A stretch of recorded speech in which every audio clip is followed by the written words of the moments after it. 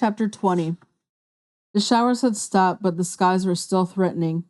Theo raced across town to Levi Park on a bluff above the Yancey River on the eastern edge of Strattonburg. As he pedaled furiously, he was hoping the rain had not canceled the farmer's market because he was curious about Lucy the llama. Has he attacked Buck Baloney yet? Has he attacked his sidekick Frankie? Would he, Theo, be forced to make another appearance in animal court to once more save Miss Petunia's beloved pet? The market was still open, with many of the vendors huddled under tent roofs as their customers roamed about with shopping bags and umbrellas. The ground was wet and sticky. Everyone's shoes and boots had at least an inch of mud on the soles. Lucy was next to Miss Petunia's booth, soaking wet but not perturbed at all. They looked harmless as two small children stopped and gawked. Across the way, on the other side of the entrance, a tiny man in a brown uniform was eating popcorn and talking to a lady who sold corn dogs. Theo presumed he was Frankie. Buck was nowhere in sight. Theo said hello to Miss Petunia, who was delighted to see her lawyer. She squeezed him and thanked him for his incredible courtroom heroics, and she happily reported that so far that morning, Lucy has behaved herself, had the two security guards. No spitting, no chasing, nothing out of the ordinary. No complaints from anyone. Next to her booth was one displaying goat cheese, the handiwork of May Fenimore, who was sitting in a folding chair knitting, while her spider monkey Frog hung from a tent pole that supported the roof over the booth. Why a spider was named Frog had never been adequately explained to Theo. He had asked April and more than once, but her response had been, "It's just my mother, Theo." So much of what May Fenimore did made little sense to anyone. Theo avoided a woman when possible, but not today. May stood and gave Theo an awkward hug. She said, "April's here." "Where?" Theo asked, delighted that he would see her. April despised the farmer's market and rarely sat with her mother as she peddled through her dreadful cheese. Theo had tasted it a couple times and felt like vomiting whenever he saw or smelt it. She went that way, Miss Fenimore said, pointing to a row of booths. "Thanks," Theo said, and disappeared as quickly as possible. Keeping a sharp eye out for Buck Baloney, he walked past dozens of vendors, most of them in the process of repacking their unsold goods and closing shop. April was standing near the tiny booth where an old bearded man was at work, sketching a pencil a portrait of a teenage girl who was seated on a small crate in front of him. For only $10, Mr. Picasso would do your portrait in less than 10 minutes. He had half a dozen samples on display, Elvis, John Wayne, and others. Theo stopped next to April and said, "Hi." "Hello, Theo," Theo said with a smile, and then she turned and drew close for a better look at his face. "I thought you had a busted lip." "I did. The swelling's gone." She was disappointed with his wound. How was the suspension?"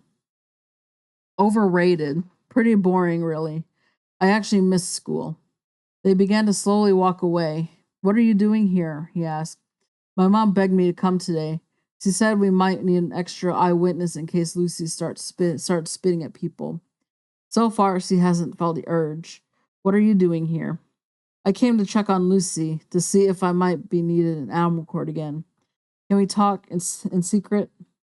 "Sure." April was a quiet girl who understood the importance of secrets. Her family life was a wreck, and she often confided in Theo, who always listened thoughtfully. Now it was her turn to listen. They sat at a small table near the ice cream vendor, and when Theo was certain no one else could hear, he told April everything. The ice cream vendor was closing his booth and needed their table. They began walking again, slowly ambling toward the front of the market. "This is awful, Theo," she said. "I can't believe the police are accusing you."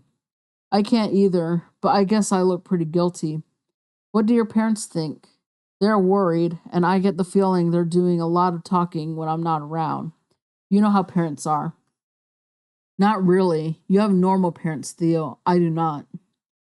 Theo wasn't sure how to respond to this. And Ike thinks it could be related to a bad divorce. Yes, that's his theory, and it's a pretty good one. Nothing else makes sense. I sort of know Jonah Finn. You do? Not well, just a little. What's the scouting report? She thought about this as they walked, then said, Trouble, a loner, misfit, really smart guy who makes bad grades. I think his family is about as whacked out as mine. How do you know this? There's a guy in his class, Rodney Tapscott, who lives across the street from me, and he and Jonah hang out some. You know Rodney? I know who he is, but I don't really know him. Doesn't he play the drums? He tries to. We can hear him across the street. Can you talk to him? About what? About Jonah Finn. I need to find out all I can about this kid. Right now, he's my only suspect, and I need information. I'll see what I can do. And April, this is top secret. I can't get caught snooping around, and we can't accuse anybody of anything. This is a long shot. You understand? Got it, Theo. Other than April, the two friends Theo believed he could trust the most were Woody Lambert and Chase Whipple. Claiming the three needed to use a rainy Saturday afternoon to begin work on an upcoming project in chemistry, Theo convinced his two friends to meet and make plans. The truth was that Chase was the last person in the world Theo would partner with in a chemistry lab. Chase was a brilliant mad scientist with a long record of experiments gone haywire. He had started fires and set off explosions, and no lab was safe when Chase was at work. He had been banned from the labs at school unless a teacher was nearby for close surveillance. Woody was indifferent to math and science, but did well in history and government. They met in the basement game room of the Whipple home, and after a half an hour of ping pong, they got down to business. Of course, they had to replay the fight.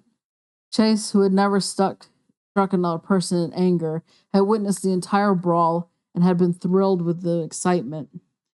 Woody reported that his mother yelled at him, then started crying. Father just shrugged and said, Boys will be boys.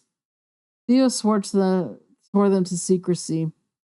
He even made them raise their hand and promised to tell nothing. And when he was satisfied they could be trusted, he told them the entire story. Everything. The slashed tires, broken window, vandalized locker, planted loot, meetings with the detectives, everything. Then he got around to Ike and his research, though Theo did not confess to lifting the password from Vince's computer.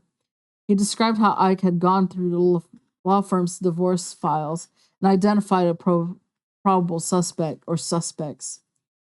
That's brilliant, Woody said. It makes sense, Chase added.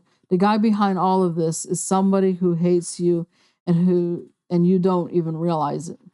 Theo agreed and then talked about the Finn boys and their parents' ugly divorce. My brother is in the 10th grade, Woody said. I wonder if he knows Jesse Finn. We gotta find out, Theo said. That's our project right now, to find out all we can about these two guys. Chase left to go upstairs and get his laptop. Woody pulled out his cell phone and called his brother Tony, but got voicemail. Theo called Griff, who reported he had made no progress in getting the name of the 9th grader who was trying to sell black market O4 tablets for $50. Griff promised to keep trying. Mrs. Whipple, who was also a lawyer and a close friend of Miss Spoon, brought down a platter of cookies and a carton of milk. She asked how the chemistry project was going, and all three claimed to be excited with their progress.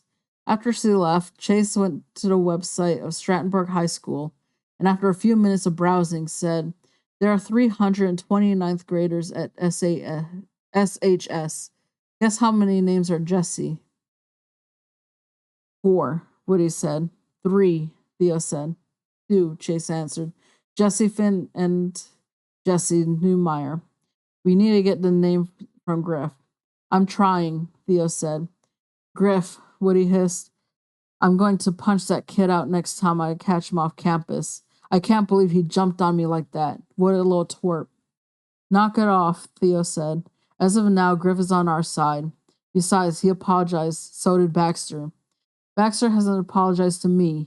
I'd like to see his eye right now. Probably black and blue. Chase went to Google Earth and typed in Finn's address on Edgecombe Street near the college. He zoomed in and said, "Here's their house." Theo and Woody huddled behind Chase, and all three looked at the screen. The Finn home has a 2-story white frame on a street lined with several just like it. There was nothing different or remarkable about it. In the backyard, there was a small above-ground pool, and along the back fence, there was a storage shed. The information was nice to have, but of no real value. Theo's cell phone vibrated in his pocket. He yanked it out, opened it, looked at the screen, and said, "It's Griff." Griff told Theo that his sister had finally made contact with Benny, and Benny had called Gordy, and Gordy had reluctantly said that the guy peddling the O4 tablets was named Jesse somebody. They didn't know the last name and really didn't know much about him. Griff assured Theo that his sister had not revealed the reason for her interest. Theo again stressed the need for secrecy. "Now we're getting somewhere," Woody said. "Why don't we go to the police?" Chase asked. "They can talk to both Jessies in the 9th grade and find out which one is trying to sell the stuff." "It's too early," Theo said. "Suppose it's Jesse Finn. When the cops approach him, what's he going to do? Admit that he's got a stash of stolen computers and cell phones? Fall on his knees and confess everything? No way. He'll just deny it all. And if the cops can't find any of the loot in his backpack, they can't do anything. He'll get scared. And we'll never find stuff." "Theo's right," Woody added. "We have to buy it from him. Then we give it to the police and they check the registration numbers." "How are we going to buy it?" Chase asked. "That's the big question," Theo said. "First we start with Gordy. If he'll agree to help us, then he can hook up with Jesse Finn and buy the tablet." "I don't know this Gordy guy," Woody said, "but I doubt if he's that stupid. Why would anyone get involved in this mess? We can't really expect him to buy a tablet he knows is stolen and then hand it over to us when we're taking it straight to the police." "He won't get into trouble," Theo said, "not if he's helping solve a crime." "I don't think so," Woody said. "I agree with Woody," Chase said. "What about Tony, your brother?" Theo asked. "Are you sure he won't get into trouble?" "I'm positive. If he helps the police find stolen goods, they'll thank him and pat him on the back. I happen to know the law, remember?" "How could we ever forget?" Chase said.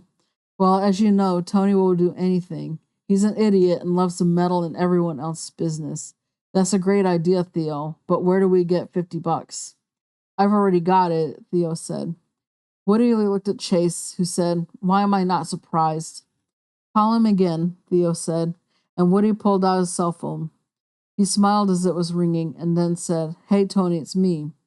They talked for a few minutes, and Woody did not mention their idea of getting Tony involved. Woody explained that they needed some inside dirt on a 9th grader named Jesse Finn. Tony did not know him, but said he would start digging. For half an hour, the gang of 3 kicked around ideas of how to nail the Finn boys, who by now were guilty beyond doubt.